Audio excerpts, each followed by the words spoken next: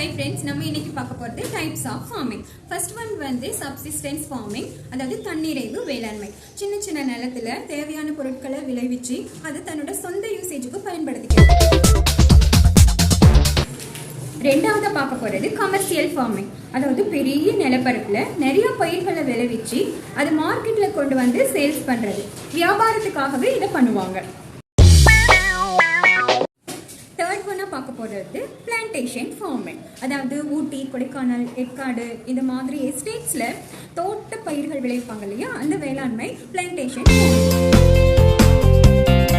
Fourth ஒன்னா நம்ம பார்க்க போறது மிக்ஸ்டு ஃபார்மிங், அதாவது செடி கொடி மட்டும் நான் விளைவிக்கல, அதோட சேர்த்து ஆடு, மாடு, கோழி இந்த கால்நடைகளையும் சேர்த்து வளர்க்குறோம் இல்லையா, இந்த மாதிரியான ஃபார்மிங்க்கு பேரு மிக்ஸ்டு ஃபார்மிங். மொத்தம் 4 டைப்ஸ் ஆஃப் ஃபார்மிங் எனக்கு பார்த்துருக்கோம். ஓகே.